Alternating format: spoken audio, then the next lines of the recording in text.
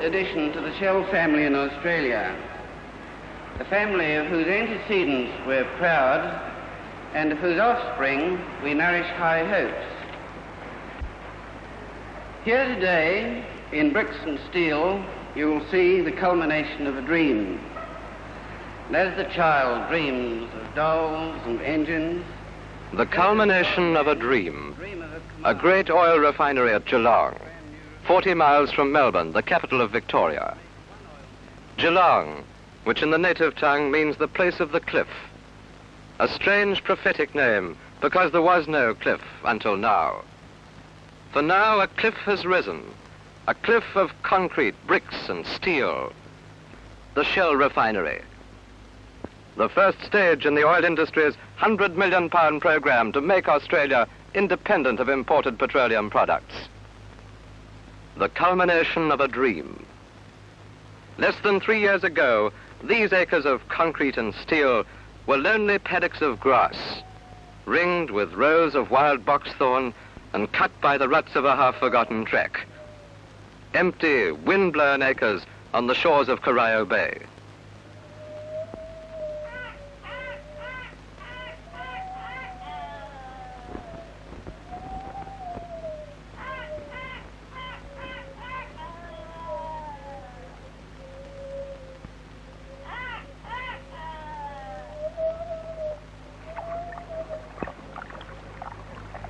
Six miles away, at the head of the bay, the young city that welcomed the dream, the city of Geelong, a rising industrial centre and gateway to the rich western districts of Victoria.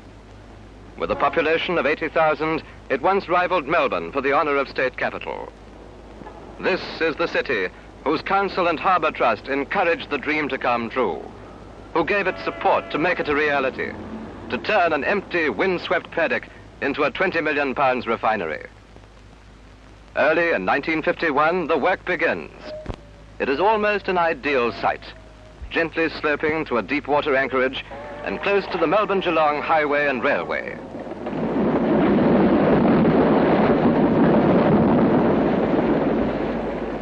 While the surveyors and soil testers completed their work, gangs of men burnt off the long, thick grass and cleared the site.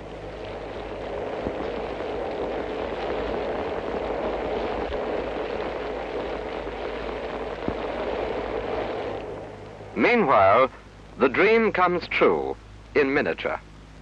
A model of the project is built to give an idea of the design and layout of the vast plant. Hostels, pump stations, boiler houses, furnaces, generators, and rising above them all, the four great columns of the distillation unit. But this is the future. In the first 6 months of 1951, the vacant site comes to life. The dream goes into action. While bulldozers rip out the first access roads and level the sites for the main buildings, the boundary fence is started and rapidly circles the land.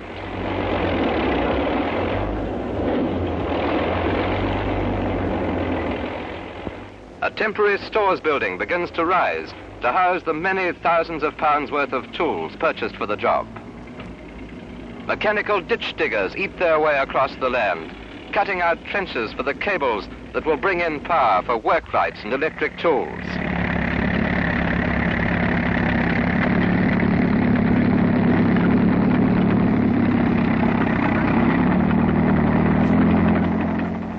A river of vehicles begins to flow, bringing timber, stores, cables, tools, sand and cement. The job is on.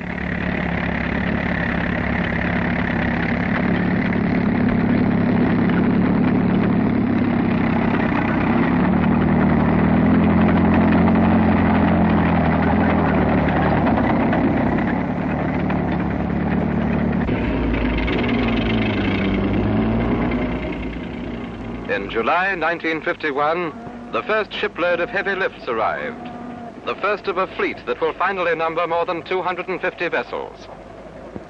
Wharves that were more accustomed to bales of wool and bags of wheat, hear now the whine of winches straining under massive columns of iron.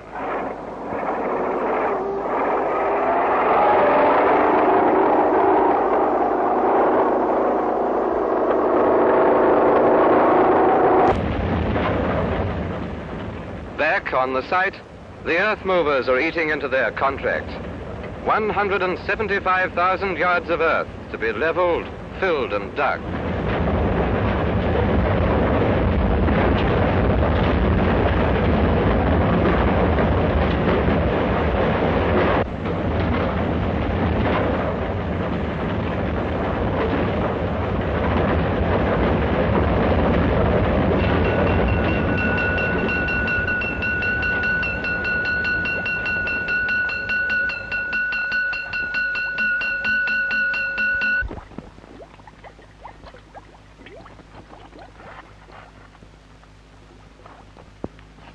By the end of '51, there are 190 men working on the site. Many of them new Australians tackling their first Australian job. Walls and frames grow across the site. Warehouses, offices and workshops.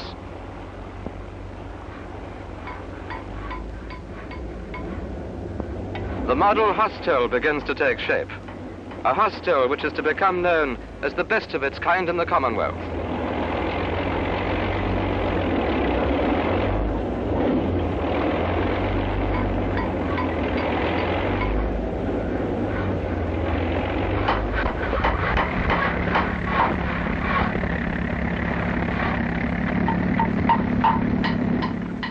So ends 1951, the first year.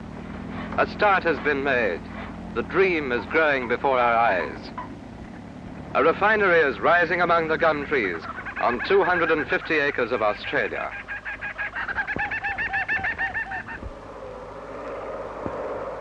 '52, an army of materials is massing on the site from Europe and America and the workshops of Australia.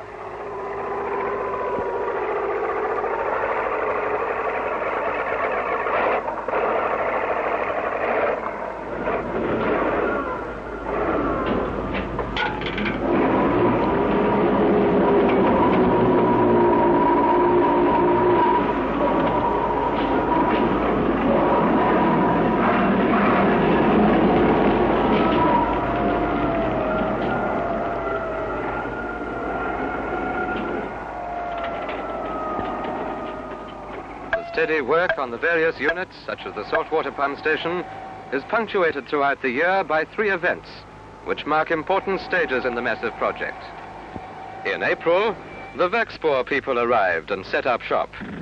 Werkspoor is one of the biggest construction companies in the world. They had won the principal contract and were responsible for the erection of the massive distillation plant, a £1 million job.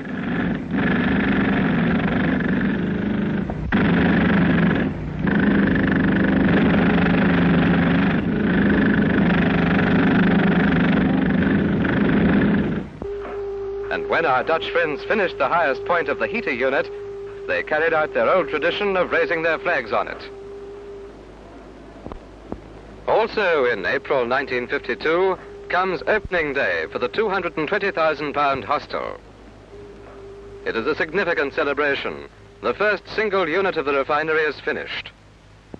There are 300 private bedrooms and a dining room that can serve 500 meals at one sitting. Because of the many new Australians and overseas contractors it would shelter, all signs and information are printed in at least 2 languages. The hostel is a model of industrial design.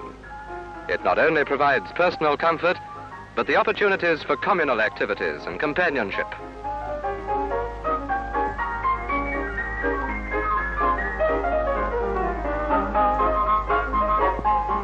The third event of 1952 that breaks the steady pattern of work is the erection of the 215-foot crane, the largest in the Southern Hemisphere. On a calm, clear day in October, 24 Australian and Dutch specialists get the 44-ton structure up in just over 4 hours.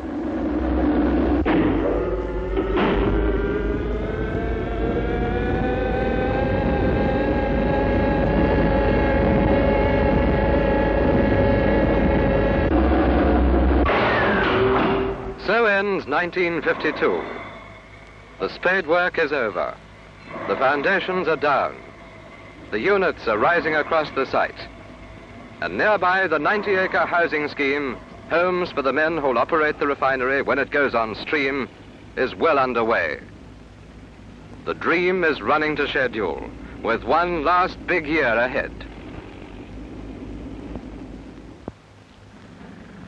Early in 1953, work begins on Operation Overland, the 36-mile underground pipeline that will carry to Melbourne the petrol and oil produced at Geelong. Wrapped in a coat of fiberglass, the line passes under creeks and rivers and will deliver to Melbourne more than 28,000 gallons of petrol every hour.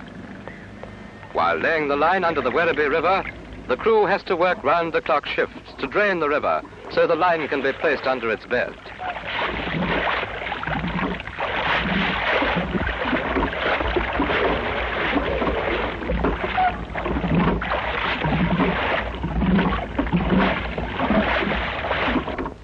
The tempo of work on the refinery is now at its peak. By the end of June, the army of workmen is 1,000 strong, 1,000 men from 14 nations. Jan from Holland, Jacques from France, Giuseppe from Italy, and all the rest come to help Jack in Australia build a dream, to raise a cliff where there was none before.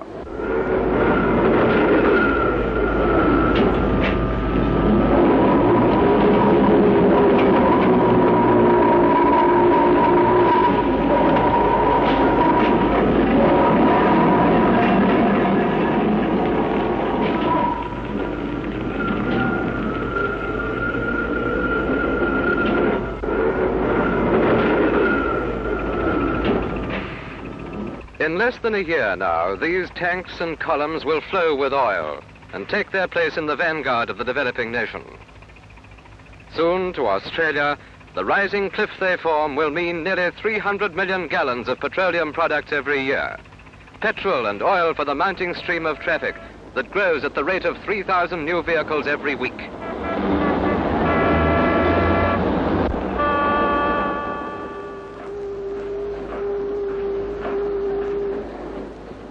They will mean fuel for the expanding food machine to drive it across the plains and downs, reaping grain for Australia and the world.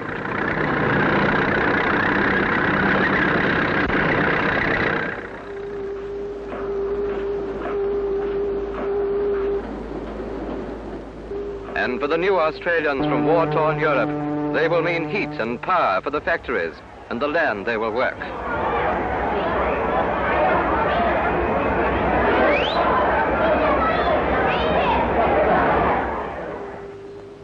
By the spring of '53, the big lifts are over. But although the whole project is well advanced, there is still much to be done to some of the other units, such as the wharf, the pump stations, and the pipelines. If the refinery is to be completed within the 3-year schedule, it has to come on stream and be officially opened within the next 6 months.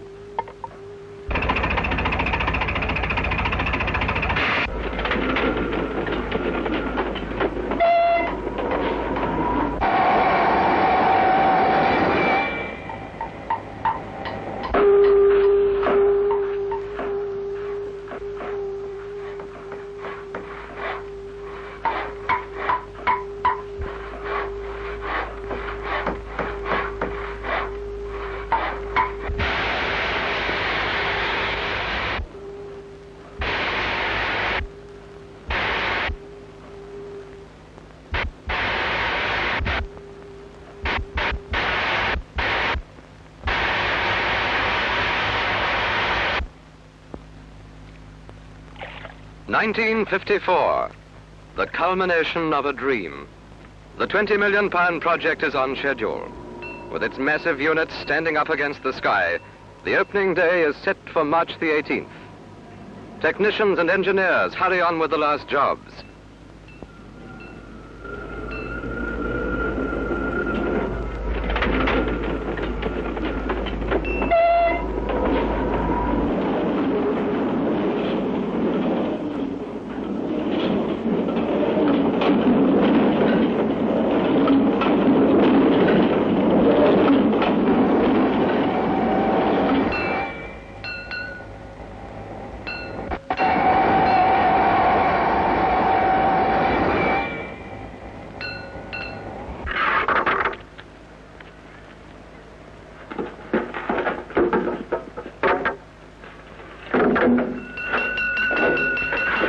1,000 men have done their work.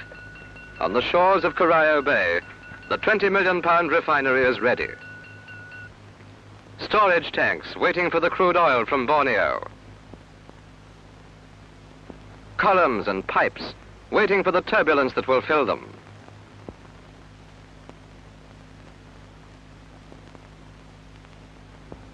March 18, 1954. See here in bricks and steel the culmination of a dream. Always regard it with pride.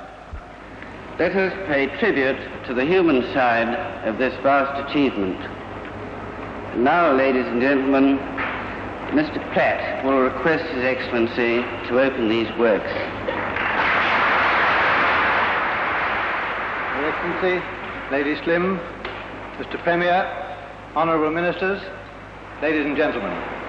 In this period of your history, I am sure you will want to mobilise the tools of progress wherever they may be found. You have a bold and imaginative... Mr. J.W. Platt, a managing director of the Shell Group of Oil Companies, spoke of Australia's need for capital development and paid a tribute to the Shell staff whose loyalty and effort had made the refinery possible. Mr. Platt then invited the Governor-General of Australia, Field Marshal Sir William Slim, to open the refinery.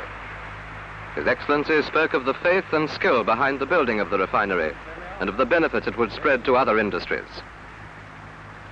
This then is an enterprise that will add to the prosperity of Australia and Australians. When I depress this switch, I shall actuate the pumps which will send the first commercial quantity of motor spirit through 36 miles of pipeline to Newport. In doing so, I now declare this refinery open, and I wish it, and all concerned with it, now and in the future, the greatest success. Off to go.